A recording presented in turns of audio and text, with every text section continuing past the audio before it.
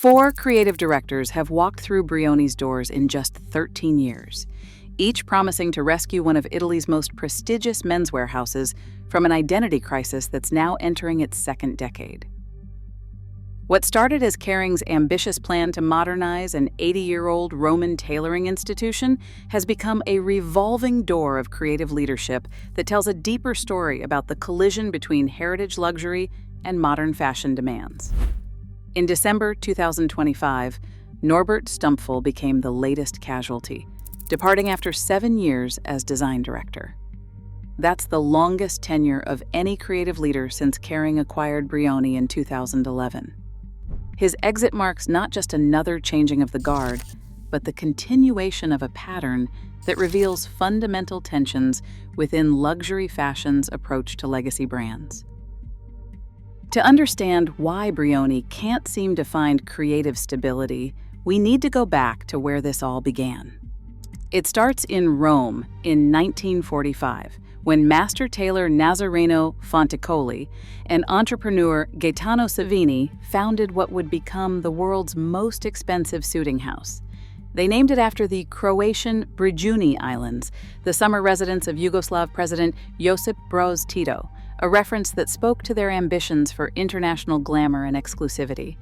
Brioni didn't just make suits, they revolutionized how the world thought about menswear. In 1952, they organized the first menswear runway show in modern fashion history at Florence's Palazzo Pitti, introducing what became known as the Peacock Revolution. They invented the trunk show, allowing customers to personalize garments through their su misura made-to-measure service. And here is something remarkable. They trademarked their polo player logo in 1952, more than a decade before Ralph Lauren adopted a similar symbol. Hollywood royalty quickly discovered Brioni's Roman atelier. Clark Gable, Henry Fonda, John Wayne, and Kirk Douglas all commissioned custom suits. But it was the brand's association with James Bond that would define its global identity. When Pierce Brosnan stepped into the role in the 1995 film GoldenEye, costume designer Lindy Hemming chose Brioni to dress the world's most famous spy. The partnership continued through all of Brosnan's Bond films and into Daniel Craig's debut in Casino Royale.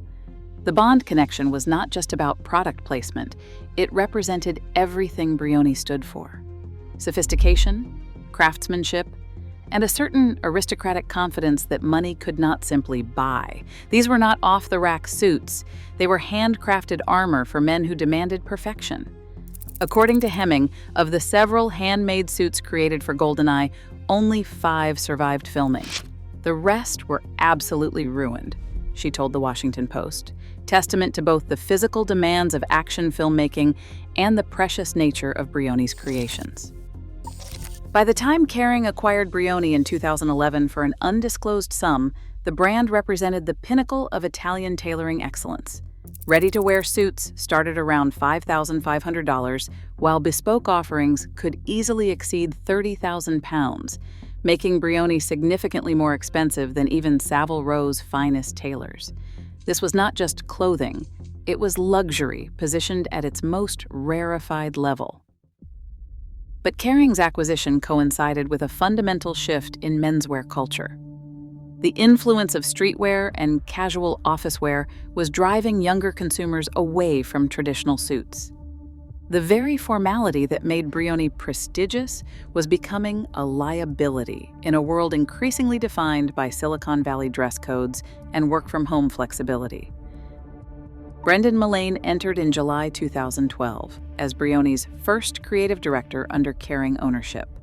For 3.5 years, Mullane attempted to modernize the brand while respecting its heritage. But by early 2016, it was clear that gradual evolution was not enough. The brand needed radical transformation, and Kering was willing to take unprecedented risks to achieve it. The appointment of Justin O'Shea in March 2016 represented everything revolutionary about Kering's approach and everything that could go wrong. O'Shea was not a trained designer. He was a former buyer and social media personality, permanently clad in sunglasses, tattoos, and an aesthetic that screamed rebellion against everything Brioni traditionally represented. His appointment sent shockwaves through the luxury fashion establishment. O'Shea's vision for Brioni was nothing short of iconoclastic. He told Vogue he planned to revolutionize the company's trademarks, saying he would change the shitty logo. The polo player emblem that had symbolized Brioni's heritage for over 60 years was suddenly expendable in service of radical reinvention. The most visible manifestation of this new direction came in June 2016 with an advertising campaign that paired Brioni with Metallica. Inspired by Queen's Bohemian Rhapsody video, the photo shoot featured the heavy metal legends in Brioni tailoring, a collaboration that seemed designed to obliterate any remaining connection between the brand and its aristocratic past. Metallica said they were beyond thrilled to have been invited to be the face of Italian luxury menswear powerhouse Brioni, but the fashion world's reaction was swift and brutal.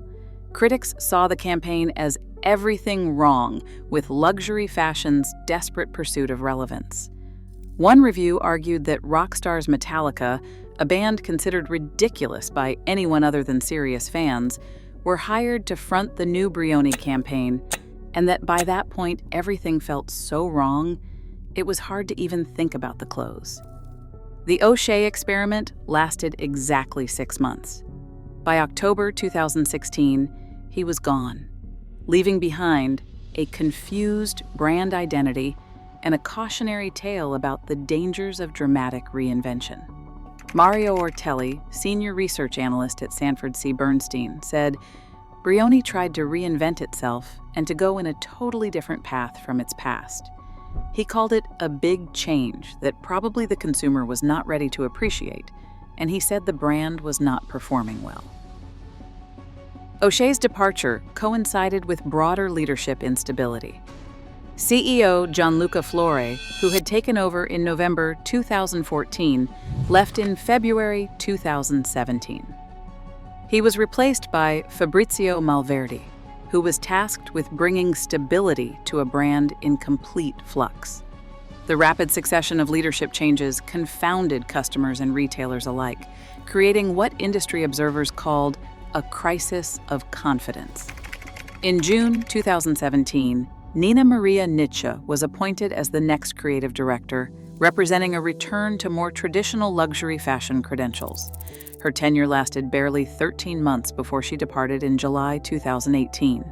Insiders described her approach as too safe, a remarkable criticism that revealed how the O'Shea experiment had fundamentally altered expectations around creative risk-taking. October 2018 brought Norbert Stumpfl to the design director role, and with him, the promise of sustained creative leadership. Unlike his predecessors, Stumpfl would remain for 7 years, bringing what the brand desperately needed: stability. His approach focused on what industry experts called quiet luxury, sophisticated, understated elegance that appealed to contemporary sensibilities while respecting Brioni's heritage. Stumpfl's success lay in his ability to modernize the traditional tailored suit without abandoning its essential character. He developed women's wear collections aligned with the brand's aesthetic, embraced the growing trend toward discretion over ostentation, and successfully navigated the post-pandemic shift in formal wear expectations. Under his leadership, Brioni found a way to be relevant without being revolutionary. But Stumpfl's departure in December 2025 suggests that even successful creative leadership isn't immune to the broader challenges facing Kering and its portfolio of luxury brands. The timing coincides with a period of significant financial pressure across the group. Kering's third quarter 2024 revenue was down 15% to 3.8 billion euros, with projected full-year operating income dropping more than 47% to 2.5 billion euros from 4.7 billion euros in 2023. The company's flagship brand, Gucci, has been particularly struggling, with first quarter 2025 revenue down 24% year-over-year to 1.6 billion euros. Kering's share price has shed about 60% of its value over the past 2 years, while the company grapples with debt exceeding 10.5 billion euros. In this context, even stable brands like Brioni face pressure to deliver immediate results. The pattern of creative director turnover at Brioni reveals several structural challenges that extend far beyond individual leadership decisions. First is the fundamental tension between heritage and modernity that defines all legacy luxury brands. Brioni's identity was forged in an era when formality represented success and sophistication. Today's luxury consumers increasingly value authenticity, sustainability, and casual elegance over traditional markers of status. Second is the corporate volatility that comes with being part of a large luxury conglomerate. While Kering does not release specific financial figures for Brioni, reports have indicated that the brand has made a negative contribution to the group's overall performance. This creates pressure for dramatic change that may be incompatible with the patient brand building that luxury heritage requires. Third is the market reality that traditional tailoring faces an uncertain future. The rise of remote work, casual dress codes, and streetwear influence has fundamentally altered when and why men purchase formal suits. Brands like Brioni must navigate this shift while maintaining their core identity and premium positioning. The Brad Pitt partnership, announced in 2020 to mark Brioni's 75th anniversary, represents the most successful recent attempt to balance heritage with contemporary relevance.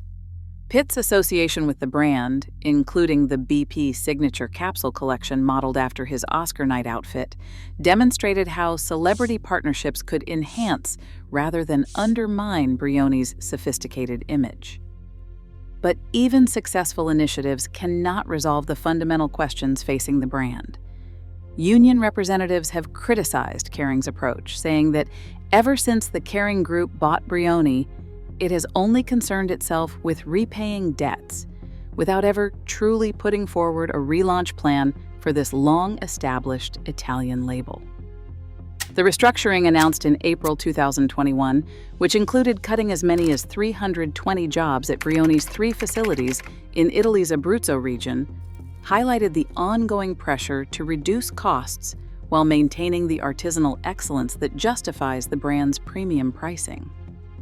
This tension between financial efficiency and craft tradition represents another layer of complexity in Brioni's creative leadership challenges. As of late 2025, Brioni celebrated its 80th anniversary with the Tailoring Legends exhibition in Rome and unveiled the Nazareno Fonticoli School of Haute Tailoring in Penne, demonstrating continued investment in its craft heritage. These initiatives suggest a renewed commitment to the fundamentals that made Brioni legendary, even as the search for new creative leadership continues. The revolving door of creative directors at Brioni tells a story that extends far beyond one brand's struggles. It reflects the broader challenge facing luxury fashion in an era of rapid cultural and economic change. Heritage brands built on traditions of formality, exclusivity, and craftsmanship must constantly renegotiate their relevance without losing their essential identity. What makes Brioni's situation particularly instructive is how each creative director departure has revealed different aspects of this challenge. Mullane's exit showed that gradual evolution might not be enough. O'Shea's failure demonstrated the dangers of radical reinvention. Niche's brief tenure revealed that playing it safe is not the answer either. Even Stumpfl's successful run could not provide permanent immunity from the pressures of corporate ownership and market dynamics. The question is not whether Brioni will find another creative director. It will. The question is whether any individual, however talented, can resolve the fundamental tensions between heritage luxury and contemporary culture that have made creative stability so elusive. Until those deeper structural challenges are addressed, the revolving door is likely to keep turning, each new appointment bringing fresh hope and familiar pressures. In the end, Brioni's creative director carousel reflects one of luxury fashion's most persistent paradoxes. The very traditions that make heritage brands valuable also make them vulnerable to obsolescence. Finding leaders who can navigate this paradox while delivering the financial returns demanded by corporate ownership remains one of the industry's greatest challenges. The brand that once dressed James Bond now finds itself in a different kind of action sequence, one where the mission is survival in a rapidly changing luxury landscape.